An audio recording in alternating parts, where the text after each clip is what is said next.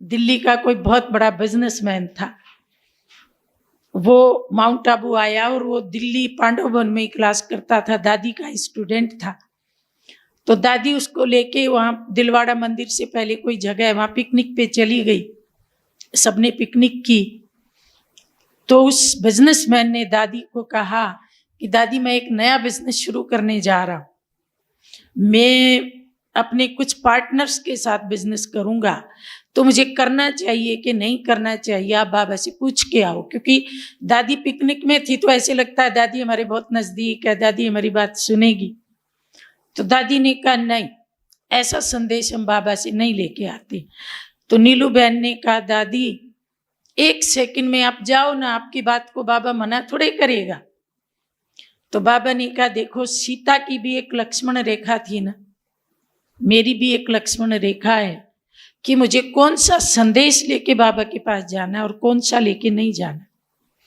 चाहे कुछ भी हो जाए, चाहे मेरी मृत्यु भी आ जाए, दादी ने ऐसा शब्द बोला, लेकिन ये संदेश लेके मैं बाबा के पास नहीं जाऊंगी।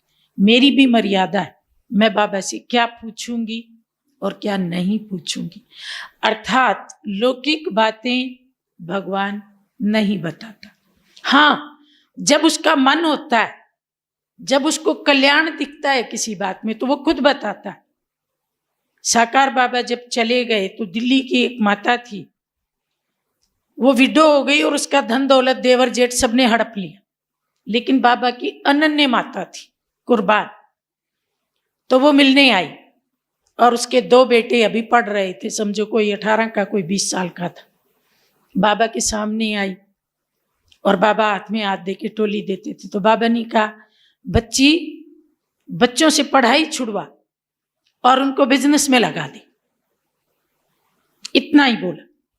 वो दिल्ली गई, सारा जो बाकी तो हड़प लिया था पर थोड़ा गहना बचा था, वो गहना बेच के बच्चों को बिजनेस शुरू करवाया और वो बिजनेस इतना फला कि जिन्होंने प्रॉपर्टी हड़पी थी उसकी देवर जेठ ने, वो भी देखते ही रह गए। अभी तक भी वो मधुबन आती थी, हर साल व्हील चेयर पे बैठ के भी आती थी। और उसकी कोई प्लास्टिक की चीजों की फैक्ट्री थी, वो गिफ्ट में सबको बांटती थी मधुबन में। कितना लेके आती थी मालूम नहीं, मुझे भी देती थी, दूसरों को, तीसरों को, कितनों को बांटती थी वो। क्योंकि बाबा को पता था ये अनन्य है, इसने यज्ञ में बहुत कुछ किया है।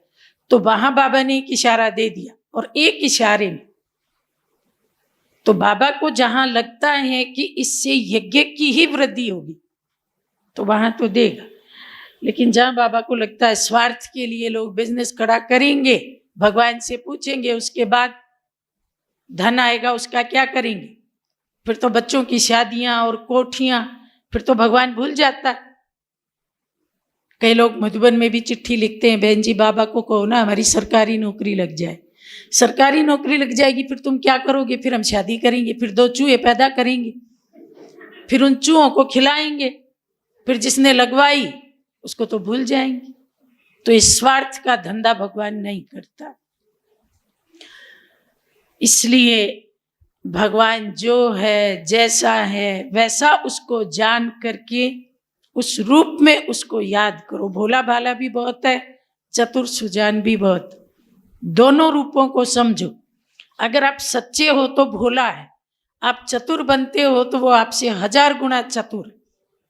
इसलिए भगवान से कोई चतुराई ना करे, उसके आगे भोले बन के रहने में भला।